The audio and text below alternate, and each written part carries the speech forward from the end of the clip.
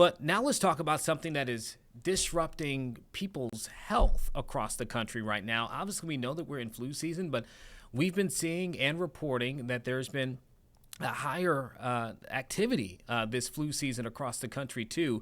And you know what?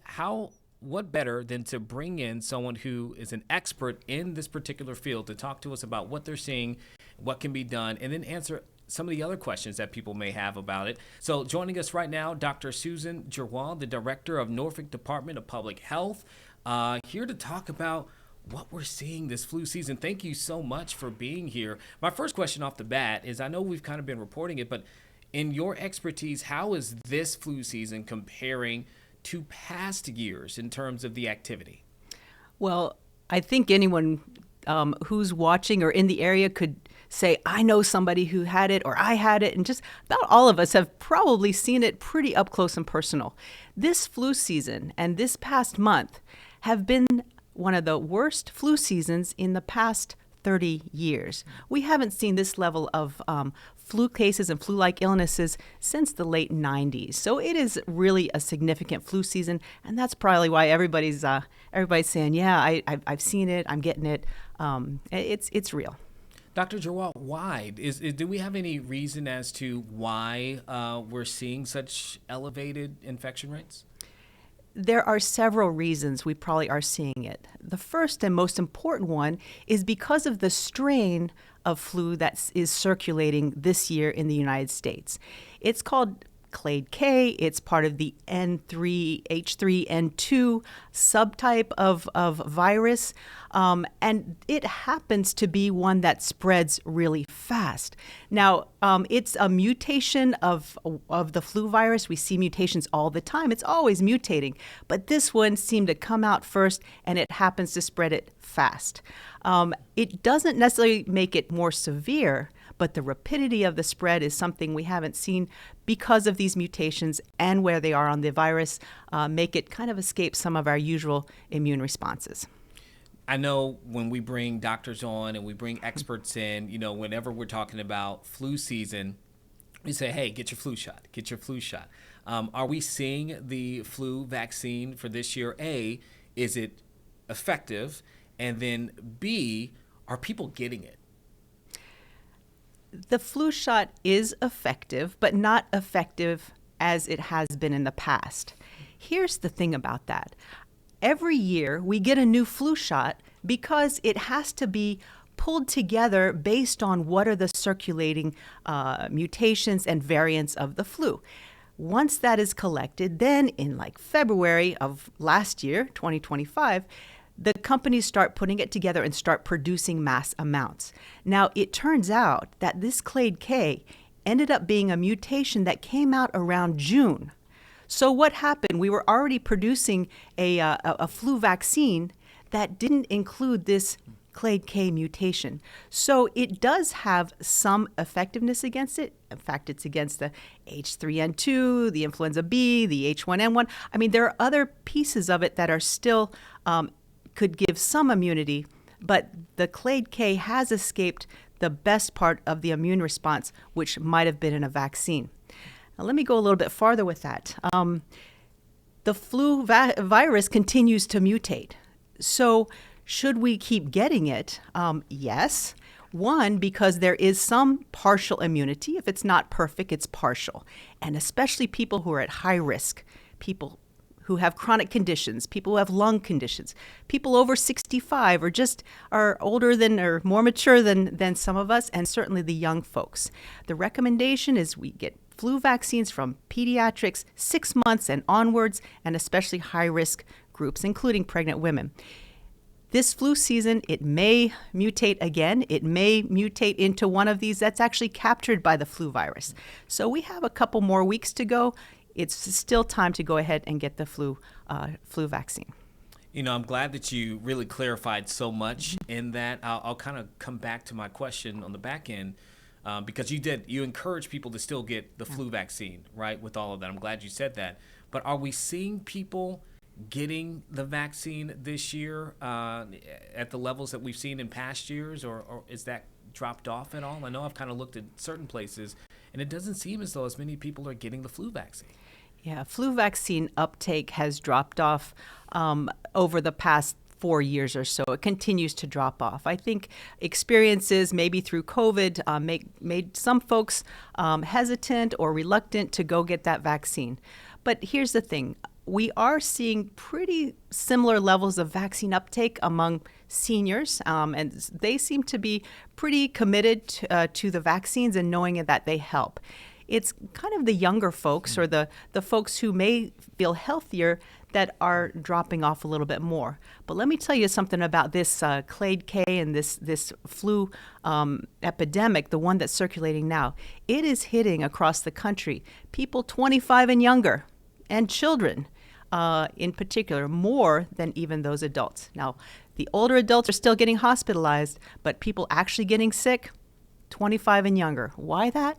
Well, they're in colleges, they're in schools, and boy, that is a great place for that flu virus to continue to jump around among the kids and then take it home to someone who might have to lose work or even get very sick from it. So it's great to get that flu vaccine. A little less uptake, but everybody should be getting it. And I know we reported just a few days ago, I believe you mentioned that the activity is the highest we've seen in a while, and the hospitalizations or people who were in the hospital for the flu, I think, had reached levels in terms of percentage of people who were there in the hospital, I think the highest in a few decades too. We haven't talked about the symptoms. With this new variation, mutation, are the symptoms any different? What should they kind of be looking out for if they do get infected? So the flu symptoms have remained the same. It doesn't look any different from other ones. But let me just remind folks what the flu looks like and what a common cold looks like. The flu generally hits you like a truck. You're doing okay, then all of a sudden you're not doing okay. You have muscle aches, you could have a fever, a huge headache, and then a runny nose and all these things. And that's more likely to be the flu. Something that comes on a little more slowly. I'm not feeling too well. It's been about 2 days. I thought I was getting over that.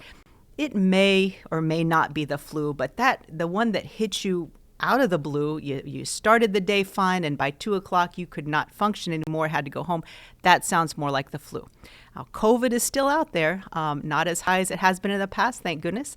I personally had COVID before Christmas, and what do you know? I did have that, but we still have testing for flu, for COVID. It's important if someone is having really serious symptoms or is at risk for that they try to get the diagnosis, because as a good physician's standpoint, you need to know what you're treating to be able to treat it right.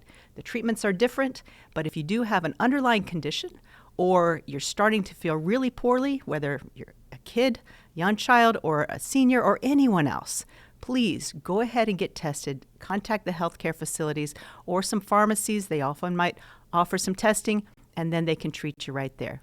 It's important to get treatment early if you are starting to have those symptoms and you're at risk. And then what else can people do? I mean, you mentioned, and we always say, get your flu shot. We want people to do that.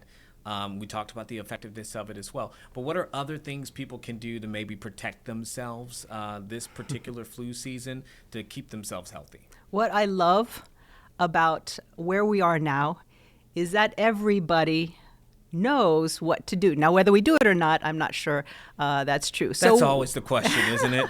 What do we do? Here's what you already know. First of all, stay home when sick.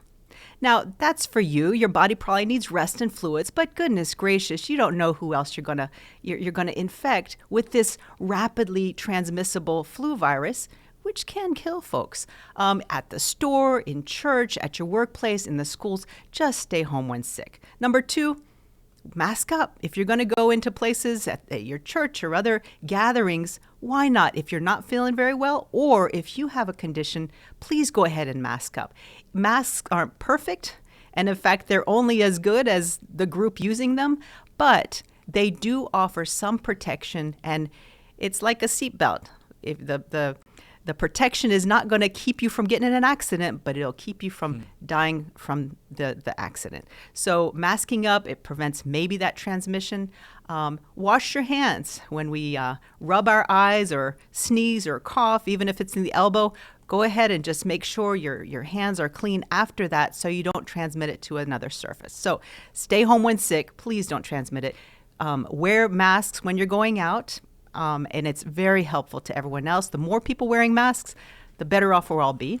Wash your hands, and that vaccination, it does help.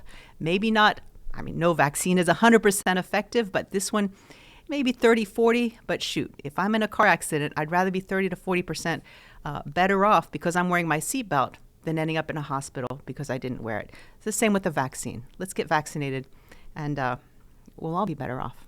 And you mentioned masking up as well. It was just last week where we heard from the health systems here within our region saying that if you are coming into their doors and particularly there to get treated and you exhibit any symptoms, they're saying you need to mask up. They will have one at the counter for you as well to put on. And this is the stat that I was looking for just a little bit earlier, right at the last check with the CDC. It was about 8% of visits to a healthcare provider were labeled as flu-like illnesses across the country, which was the largest it had seen since 1997. So at this point, my question becomes just adding it with that fact and then what the hospital systems are asking people to do here now.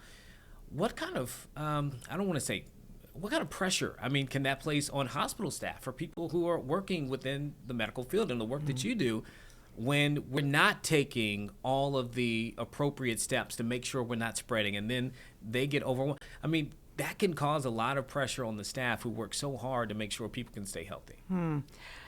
I'm glad you brought that up. One thing about public health, whether it's vaccinations or masking or hand washing or anything, it's not just about the individual. It's not just about me and my health. It's about the health of the people I interact with, whether they're my family or a population that I don't even know. So I think I agree with those hospital measures. They are also really, really struggling with the pressure of this respiratory virus season where their people are also getting sick. So if anyone listening to this or has been in the ER in the last probably month, you probably notice a lot of people coughing around. And boy, that is not a very healthy place to be. So it's probably good to mask up anyway. And even if it's the hospital's policy, that's to protect the other patients in that waiting room. It's to protect you and to protect their staff. Absolutely. It's about everyone else as well as yourself. And that's whether you're at the hospital, or you're at school, whether you're at work. We see it time and time again. And you're right. We, at this point, the steps. We've been told the steps definitely over the last several years in which we can help stop the spread of any kind of illness. Again, so great to have Dr. Susan Girois here, the director of the Norfolk Department of Public Health. Anything else that you feel as though we really would like for our viewers who are watching to know, particularly when it comes to this particular flu season, or anything else that you think, hey, I hope you guys walk away with this? The virus and flu hasn't changed that much. So we know what to do about it. We know what to do to keep ourselves from getting sick and keep each other from getting sick. So I just want to make sure that everyone feels empowered with that understanding, with that knowledge, and that continues to do the right thing for our communities. It's definitely a beatable problem, and I look forward to maybe April and May when we're out of this respiratory season, and then we can all breathe easy. Breathe easy is a good way to think about that. We appreciate you again, Dr. Susan Girois, the director of the Norfolk Department of Public Health. Thank you so much for joining us here on Live Impact News. We got to bring you back. It'll be great. Thanks, Eugene. Have a good day.